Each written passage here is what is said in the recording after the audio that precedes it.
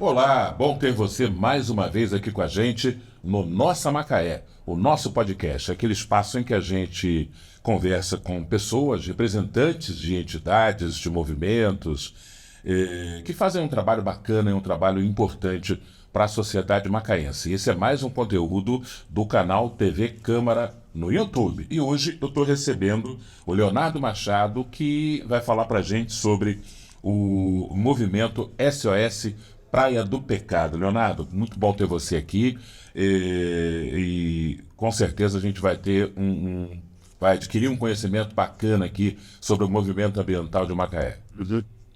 Ótimo, muito agradecido aí pelo espaço, pela abertura da possibilidade de estar expondo aí em uma luta tão antiga, né, de Macaé, e estamos aqui para poder conversar um pouco sobre nossas propostas, que a gente pensa um pouco sobre o meio ambiente, né? Um tema tão atual e necessário. É verdade. Eu no começo, eu falei assim, um movimento, e aí já me ocorre esse questionamento. O SOS Praia do Pecado, ele é um movimento, ele é uma ONG, ele é uma associação, ele é um coletivo de pessoas que se juntou por um objetivo comum, ele é uma consciência. O que é o SOS Praia do Pecado? O movimento SOS Praia do Pecado, ele surgiu, podemos dizer assim, nos anos 80, né? Como precursor, um movimento chamado à época de O Pecado é Nosso, né? Então, grandes personalidades que naquela época já estavam antenadas com a questão ambiental, né? Da necessidade de a gente dar, assim, um desenvolvimento, vamos dizer, sustentado a nosso município. Naquela época já se preocupado com essas questões, né, da especulação imobiliária, da ocupação dos espaços naturais da nossa cidade. Então, lá nos anos 80, o movimento SOS Praia do Pecado surge com o nome do que o pecado é nosso, né? Certo. Pessoas aí como Goiano, Fernando Marcelo, Vicente Kozlovski, né?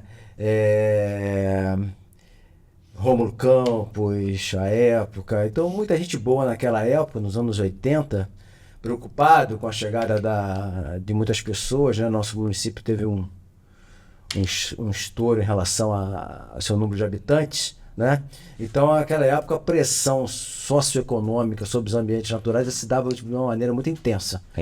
Então, aquelas pessoas mais antenadas já com essa questão ambiental, da questão da preservação, né, ambiental, já se mobilizaram, né, e para oferecer uma certa resistência, né, a tudo que se configurava naquela época, principalmente a especulação imobiliária em relação àquele entorno lá da... Mas o que motivava esse pessoal? Era o que já estava acontecendo ou a previsão daquilo que viria a acontecer? Exatamente, é o que estava por vir, né? Tomando como modelo... Era uma ação preventiva. Tomando como modelo outras cidades do Brasil, né, que sofreu essa ocupação, essa especulação imobiliária. Essas pessoas super antenadas na época, né, já antenadas nessa questão, ofereceu uma resistência por questão justamente para a gente conter um pouco o desenvolvimento a qualquer custo, né, e propor um desenvolvimento mais de acordo com a questão da preservação. Você está falando ali de 1982, 83, a Petrobras já tinha chegado na cidade. A Petrobras chegou em 77, 78, né? Mas as empresas estrangeiras, as multinacionais de perfuração, já haviam chegado também? Ou elas estavam chegando? Estavam chegando, por isso que se deu muito a questão da especulação imobiliária com a chegada dos gringos, que a gente falava na época, né? Então a presença dos gringos em Macaé trouxe muito dinheiro, né? E os gringos já tinham a concepção dele lá de desenvolvimento, né? Lá na Europa, Estados Unidos, né? Então já tinham assim, a intenção de ocupar os melhores lugares de Macaé, de morar nos melhores lugares, né? E assim, a gente categorizando de certa forma, né? Aquela área ali da Praia dos Cavaleiros, Começou por ali, né? Começou por ali, né?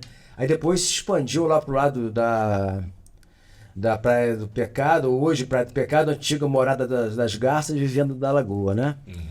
E aí tinha aquele gap ali, aquele ato ali entre o Cavaleiro e hoje Praia do Pecado, que né? Uma área grande pra caramba que tem ali, que dá face pro pecado, face para a praia e face para a Avenida Amaral Pechura. São 200 mil metros quadrados de restinga, diga-se que é uma área de preservação permanente, né? Pela legislação brasileira ambiental. E naquela época ainda era de propriedade da Refer, né? Que é o Fundo de Seguridade aí, O pessoal da rede ferroviária. da rede ferroviária. E aí, isso aí, de certa forma, ajudou a preservar aquela área, porque existia todo um imbróglio em relação à propriedade daquela área. Então demorou-se um pouco para definir, né? Só uma curiosidade, a Refer comprou aquela área com o objetivo de preservar ou também de praticar especulação? Não, na época a Refer, na verdade, ela utilizava aquela área ali para retirada de areia, para manutenção dos trilhos. Ah, sim. Né? Os trilhos, que antigamente o transporte ferroviário em Macaé era vulgoso, né? Pujante, né? E é um modelo que a gente até defende que retorne, né? Porque está comprovado que... Eficiente, menos poluente. Exatamente. Então, mas naquela época era de propriedade da Refer, e aí já acontecia de maneira muito intensa nos Cavaleiros, principalmente depois, hoje, Praia do Pecado, a ocupação por imóveis de grande poder aquisitivo, né? Então essa galera lá nos anos 80, com um movimento chamado Pecado é Nosso, já ofereceu uma certa resistência, né? Tanto que o primeiro decreto que foi publicado pelo prefeito na época, no ano de 92, já foi decorrente dessa luta, dessa mobilização, né? Então, com a chegada de mais e mais pessoas em Macaé, houve o desenvolvimento de todas as áreas, né? Inclusive da prática do surf, que é a geração que substituiu esses intelectuais, esses artistas, jornalistas, essa galera antenada da época, dos anos 80, passou a conviver com a galera do surf, né? Que chegava em Macaé, com a galera que ia começando a aprender a surfar. Então as pessoas interagiam ali na Praia do Pecado, né? Em frente à Restinga, que era um espaço assim, com melhores ondas, né? A galera já antenada nos movimentos aí, já de contracultura, na época, muito influenciada pelo Pier de Ipanema, essas coisas. Então a galera já convivia de uma forma muito harmônica ali. Então foi assim apesar desse pessoal, no início ali, até hoje, dar um suporte, de certa forma, às pessoas que chegavam ali, principalmente pela prática do surf, que nós éramos jovens, né? Então a gente não tinha muita experiência, assim, de vida, de como conduzir a questão. Como se articular, né? Isso, exatamente. Então essa galera, lá no início, foi muito importante, que ajudou essa nova geração que chegando em Macaé e frequentando a Praia do Pecado, se organizasse e oferecesse uma certa resistência a essa especulação que se instalava na cidade. E ali começou os movimentos ali em relação à preservação daquela área, né, para poder, quem sabe no futuro, se Deus quiser, a gente criar uma unidade de conservação ali. E aí o movimento SOS Praia do Pecado, ele surgiu, né, mais propriamente nos anos 90 ali, já com esse nome, Movimento SOS Praia do Pecado, né, quando uma série de eventos se deu, né, em relação a algumas agressões ali, aquela área de preservação permanente, né? Sim. E aí a gente muito fortemente reagiu. Eu posso citar aqui uma delas, que foi a construção de um calçadão ali no ano de 1996, né? Que nós lutamos muito para poder barrar. Nós avisamos que... Calçadão na Praia do Pecado.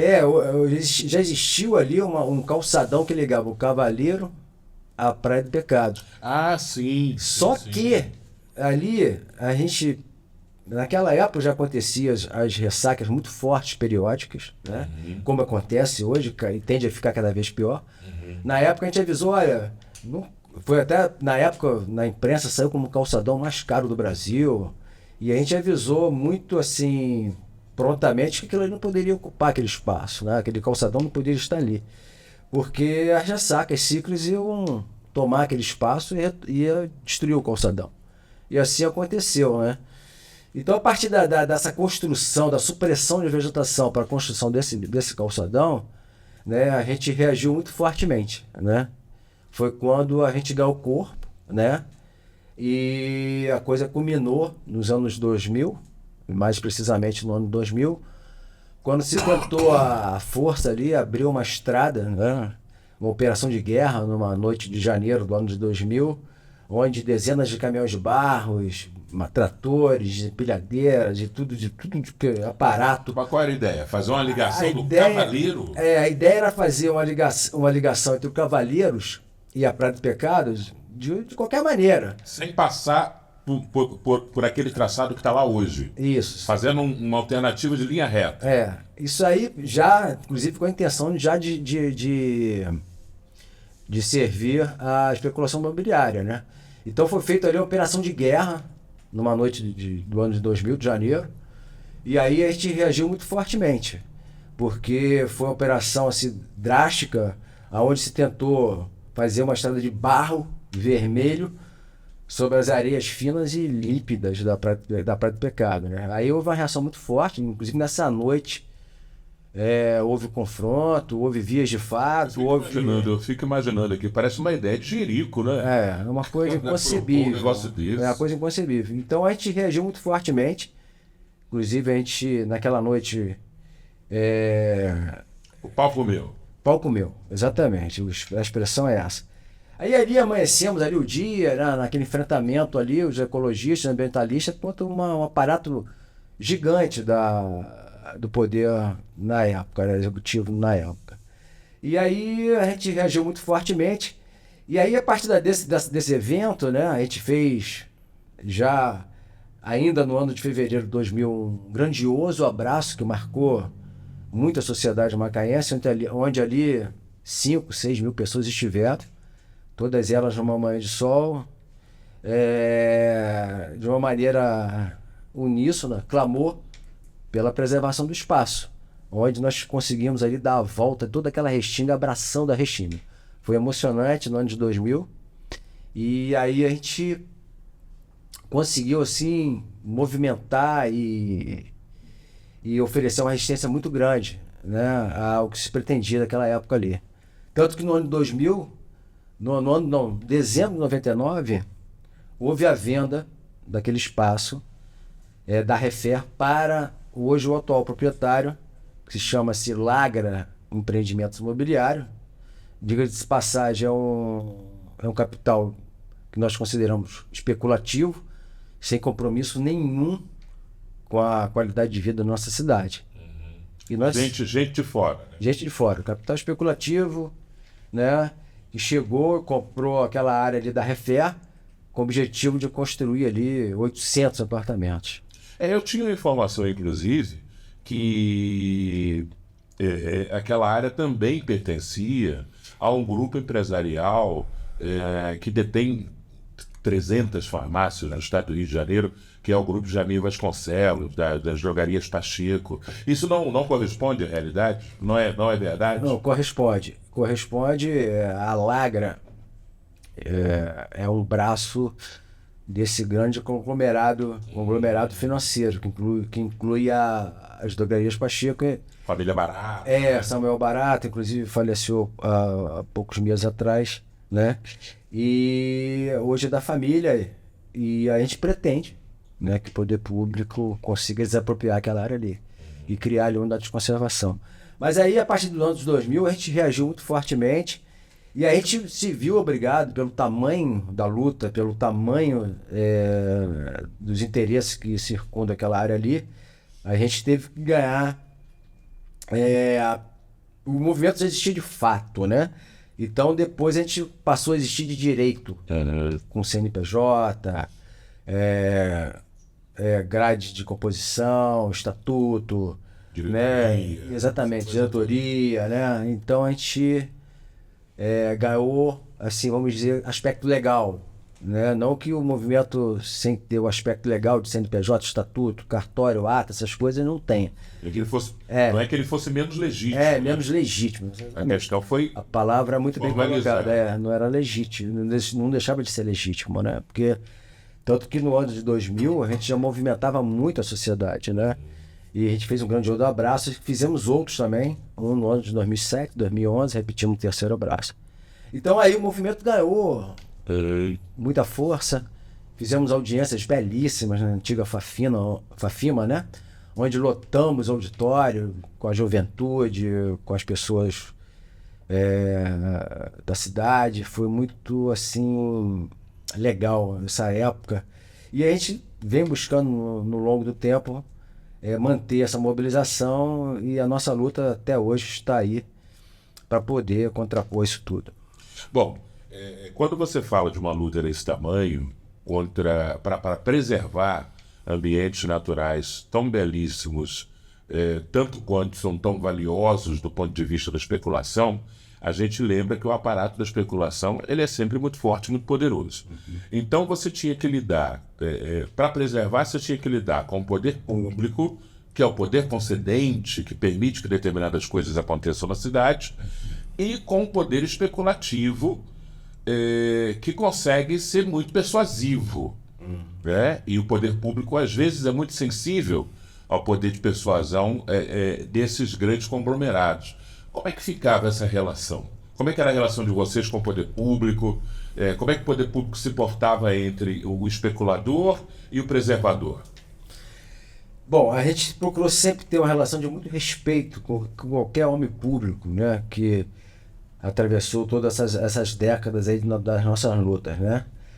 Como você bem disse, a gente procurou, assim, primeiro, a questão, para contrapor esse poder que você bem citou, a questão da mobilização popular, que nós entendemos que Sim.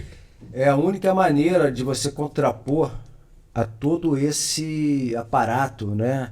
Todo esse poder que tem o capital especulativo em relação a persuadir o poder executivo, que quer que seja, legislativo que seja. Ou seja, chamar as pessoas para aderirem, para abraçar o movimento. Sim, o nosso objetivo, a nossa luta sempre foi o clamor popular, né? Certo. Você manifestar através da vontade popular o desejo de se preservar aquele espaço, né?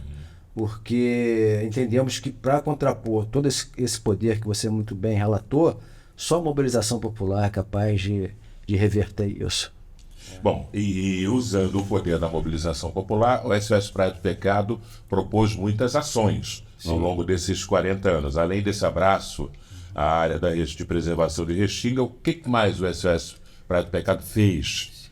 A gente, na época, a gente procurou ocupar os espaços de discussão da questão ambiental, né? Então, a época, logo assim que surgiu o movimento, a gente procurou ocupar esses espaços. Já existiam as conferências de meio ambiente na época ou não? Na época era muito incipientes, né? A gente tinha a questão da Rio 92, né? Que foi um marco para o movimento ambiental no Brasil, né? Trouxe muita notoriedade, trouxe muito destaque.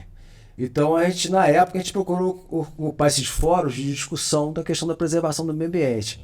O primeiro fórum que a gente participou, que eu tenho recordação, foi do MRA5, Macro Região Ambiental 5, que foram os movimentos divididos por bacias hidrográficas, que foram precursores hoje dos comitês de bacias hidrográficas, né? Então era uma questão que era um fórum importante, que tinha diversas entidades, a gente prontamente procurou ingressar, né, para até chamar essas pessoas para a nossa luta, expor a nossa luta, né, nosso movimento, né. Então foi o primeiro assim, movimento que a gente participou ativamente, né. Aí depois disso vieram assim, outros movimentos, né, em relação a participar de construção da discussão do plano diretor da cidade, né. A gente já participou ativamente da revisão da linha orgânica do município, né? Então a gente, entre outros movimentos, pequenos movimentos, fora as ações de limpeza, manutenção, preservação, né? Que são quase mensais, e a gente procura muito, além do discurso, desses fóruns de discussão, a gente procura muito, na prática, demonstrar o nosso desejo de preservação, né? Então, na época, a gente já participava de defesas de atos em defesa do Rio Macaé. A gente chegou, muitas das vezes, né, junto com essa galera que da época fazia vaquinha de gasolina para poder ir para campos, para o Ministério Público, para denunciar a invasão de Rio Macaé, de Manguezal. Então foi uma luta assim que gerou até alguns frutos, porque hoje a gente tem o Manguezal de alguma forma preservado ali numa condição mínima, mas temos aí no Manguezal uma faixa mínima. Graças a essa luta de vocês. Foi decorrente desses movimentos que a gente implementou junto a essas pessoas na época, né? Que se gerou-se um TAC, que é um termo de ajustamento de conduta, que hoje possibilitou o Rio Macaé, apesar de bem impactado, estar ali ainda numa condição ainda de vida. Bem utilizado. E ainda temos uma faixa de manguezal ainda razoável, que acreditamos que deva ser preservado. E foi isso. A gente, na linha do tempo, a gente procurou sempre estar antenado nessas questões, nesses movimentos, nesses fóruns. Né? Você falou aí da lei orgânica do município. A lei orgânica de uma cidade, ela está para a cidade como a Constituição Federal está para o país. A lei orgânica baliza tudo aquilo que pode acontecer dentro do âmbito da municipalidade. Claro que ela não passa por cima de leis estaduais e leis federais. Na lei orgânica de Macaé, qual a marca que tem hoje que a gente pode abrir a lei orgânica e ver marcas do SOS Praia do Pecado nela?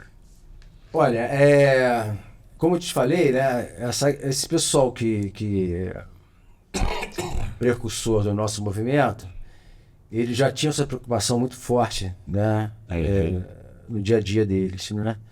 Então, desde 1990, né, quando esses movimentos já estavam de certa forma organizados, eles já tinham uma atuação política muito forte, né? Certo. Tanto que em 92, né, foi publicado o primeiro decreto desapropriatório daquela área, por conta da atuação desse pessoal, né? Então, em 1990, no capítulo de meio ambiente da lei orgânica, já constava a proteção daquela área de Restinga, né? Que foi depois enfatizado de uma forma mais detalhada, dando maior abrangência, né, na reforma. Depois, se eu não me engano... Foi feita na própria lei. Na própria lei. Depois teve uma reforma, acho que em 98, se eu não estou enganado, houve uma reforma, nós participamos ativamente, né? E aí nós realmente delimitamos toda aquela área como uma área de preservação permanente, protegida no capítulo de meio ambiente da nossa lei orgânica. Então, é uma questão que tem uma ênfase muito forte, tanto nos fóruns de discussão, nas representações junto ao Ministério Público, além de uma extensa legislação ambiental brasileira que defende e determina que aquela área seja preservada, assim como outras restingas. Porque depois do Brasil. Depois do SOS Praia do Pecado, que é lá dos anos 80, o país ganha o IBAMA, o país ganha o ICMBio, ganha ferramentas, né, muito vigorosas em nível nacional para fazer a questão da preservação. A Praia do Pecado, que é o bairro Morada das Garças, né, popularmente chamado de Praia do Pecado, tem essa questão da Restinga, a questão da praia, mas também teve uma questão muito impactante que foi a especulação imobiliária, que era quase natural e inevitável. Construções de alto padrão foram erguidas ali, há uma elite socioeconômica que é moradora do local, e isso é muito natural. E aí foram se tomando certos cuidados. Por exemplo, ali naquela região você tem algumas limitações de tipos de comércio, de tipos de negócios que podem ser abertos, comércios que podem funcionar e outros que não podem, mas também tem uma questão de um gabarito, né? Tem um gabarito que limita ali a altura dos prédios de apartamento, né? Ali na Praia do Pecado, como tem no Cavaleiro também. Já tentaram mexer nisso, não tentaram? Sim, tanto que nos anos 90...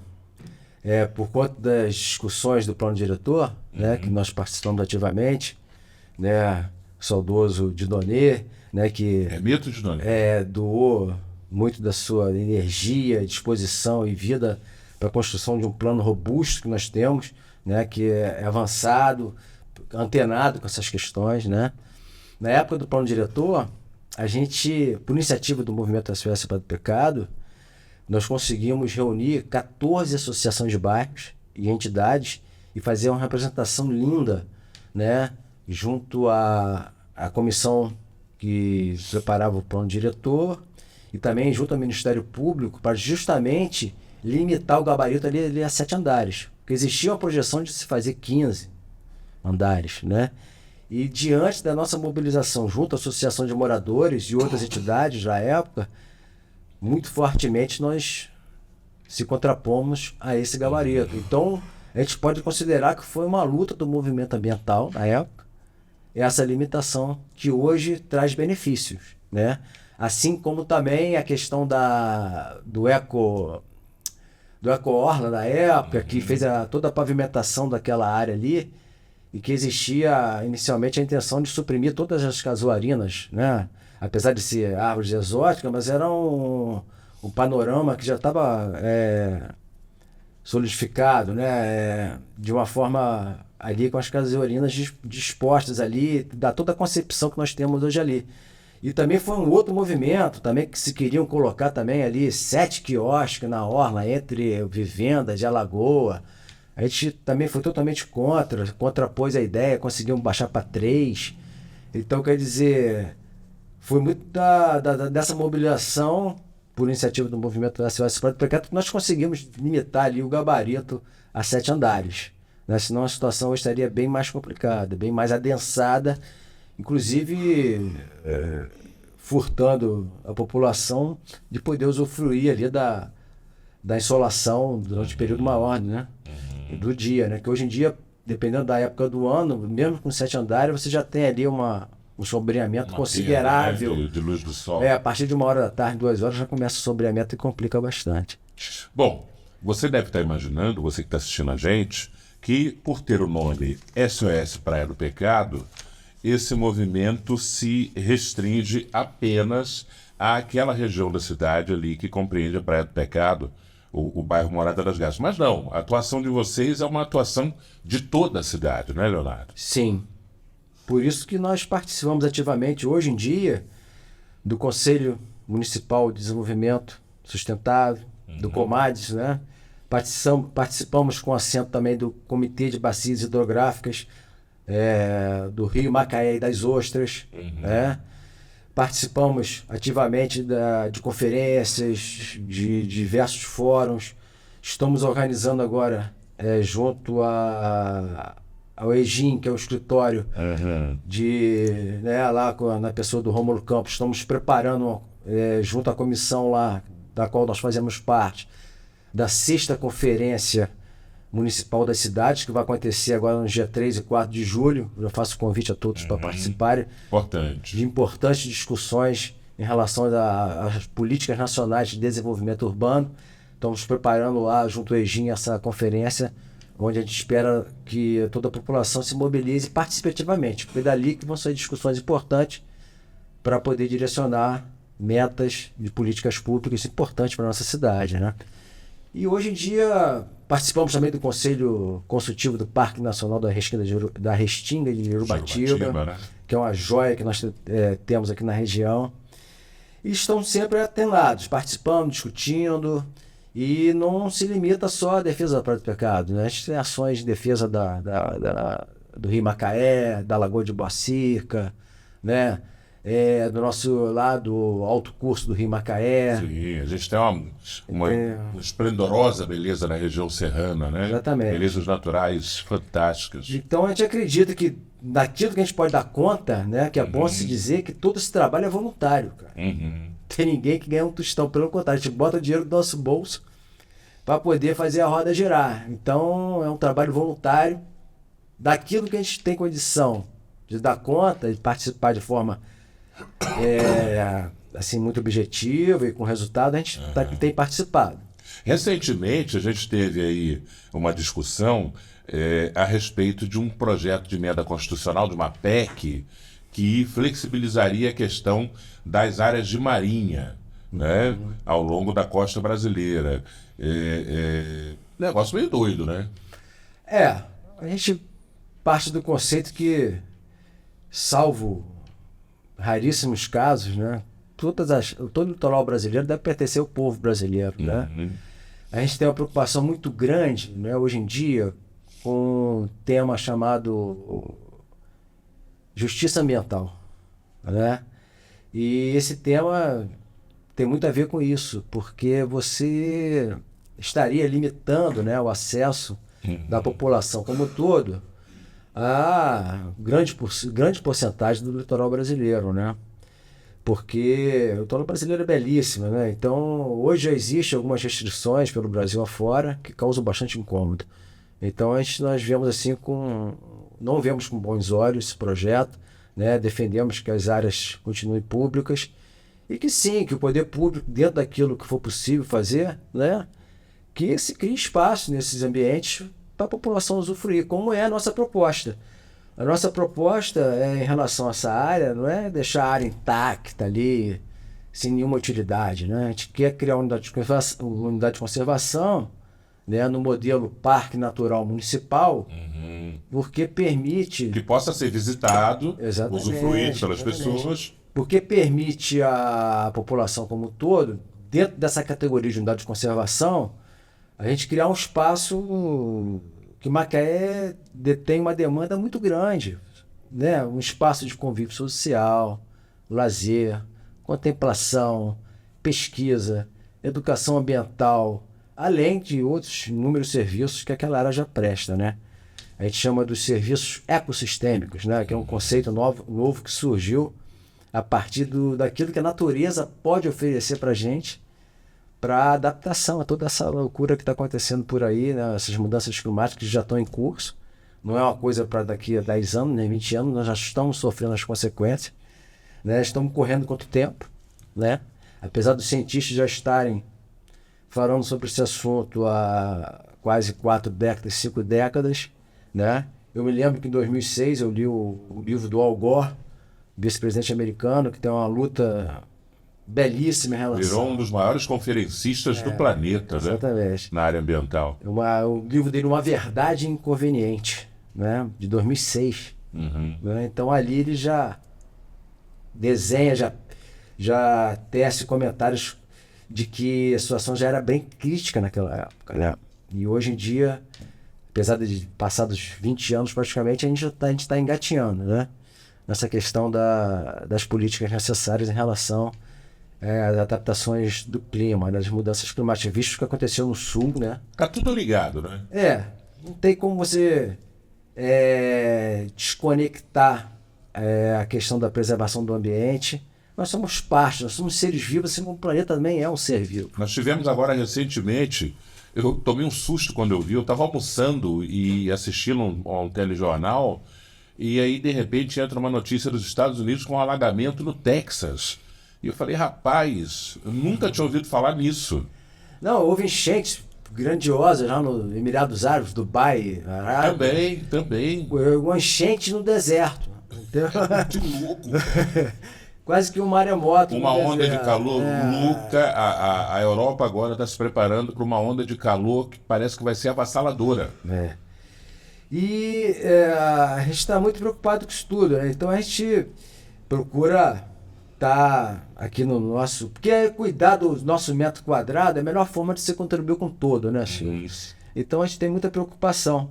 Aí, em relação à questão da área lá que nós pleiteamos e clamamos que seja desapropriada, a gente tem uma proposta muito interessante para a cidade, para se criar um espaço de convívio social, em detrimento da criação de uma ilha de exclusão social, né? Ali você construindo 800 apartamentos, com certeza nem 10% da população teria capital e recurso para comprar um apartamento ali, e se criaria ali uma ilha de exclusão social, né? Você imagina o impacto de mobilidade urbana, o impacto no trânsito, no fluxo de pessoas, geração de esgoto doméstico, enfim, é uma coisa grandiosa. Eu digo o seguinte, que hoje essa restinga, esse remanescente, são 200 mil metros quadrados de restinga, ela já presta inúmeros serviços a cidade de Macaé. Quietinha ali, né? Quietinha, do jeito que ela está.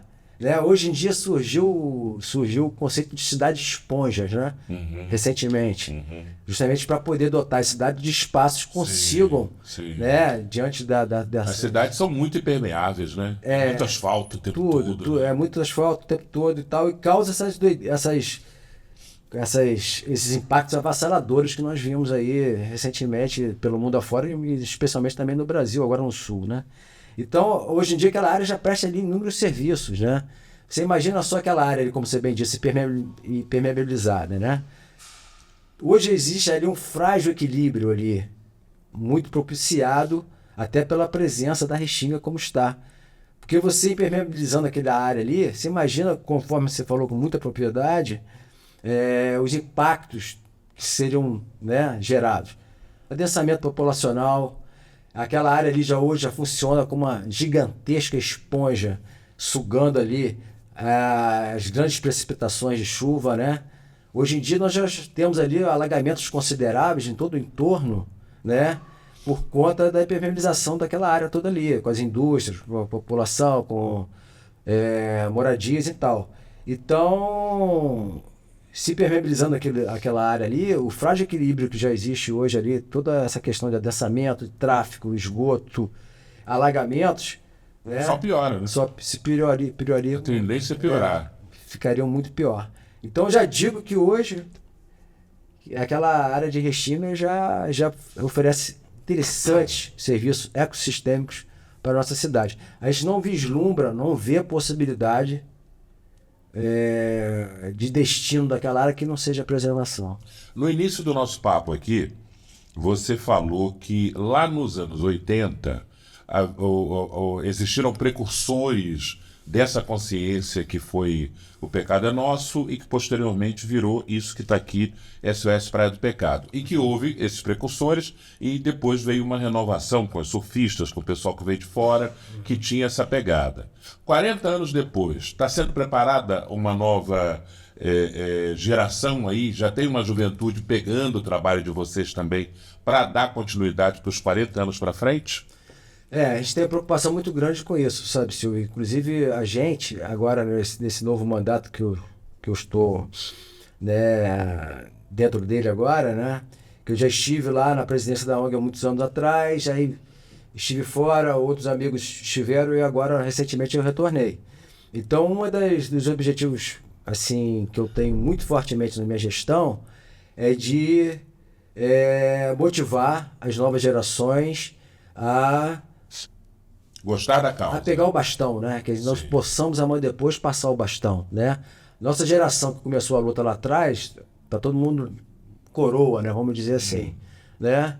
E pensando nisso, a gente, nessa última eleição, a gente procurou, dentro da composição do movimento, colocar muita gente jovem, lideranças, não só lideranças da Zona Sul, mas também como lideranças da periferia, né? Da gente que fala...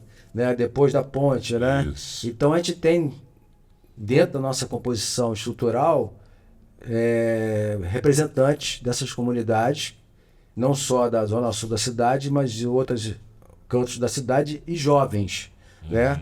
Tanto que sabem falar a língua lá na ponta. Exatamente. Tanto que a gente tem participado de uma forma assim, muito prazerosa, né, de diversas palestras em colégios, né? Estivemos recentemente agora no Colégio Estadual do Luiz Ride, que até matei a saudade que eu fui estudante lá, foi muito legal estar lá dentro, aquele ambiente que respira resistência, respira cultura, respira educação, né? Tá falando de meio ambiente. Então eu estive lá com uma amiga nossa que compõe a grade do nosso movimento, e fizemos uma palestra, foi muito legal contar com a energia, e a gente tem essa preocupação, já fizemos em diversos colégios municipais, já fizemos em colégio particular, então a gente tem essa preocupação sim de estar passando o bastão de uma forma qualitativa para poder a luta ter o oxigênio necessário para se manter. Frequência, né?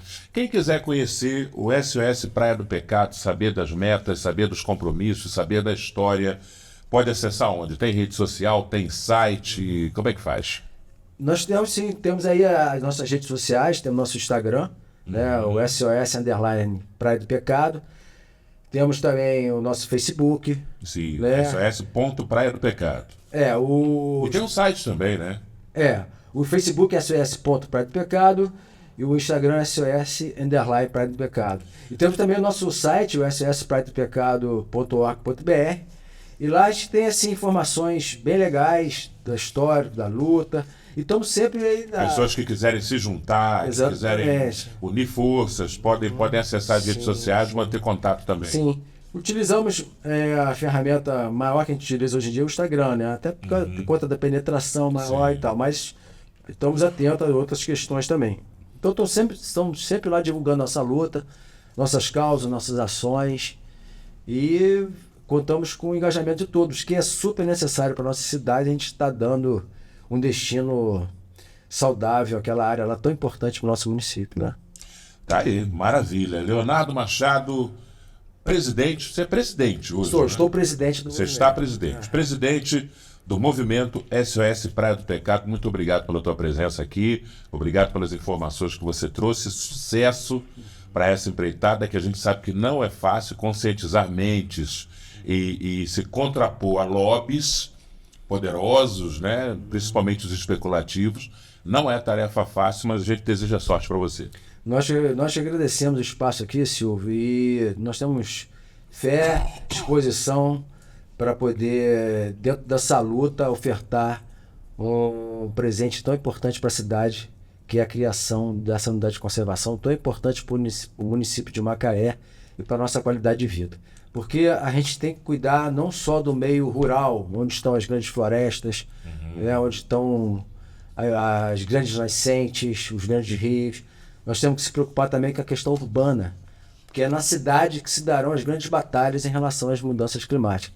Nós temos convicção de que essa área de 200 mil metros quadrados de Restinga é super importante para o município de Macaé, para o seu futuro. Além de poder proporcionar à população um parque belíssimo, né? Belíssimo. Bem posicionado e belíssimo. Podemos fazer coisas ali fantásticas, de grande envergadura, que inclusive para a cidade pode trazer divisas.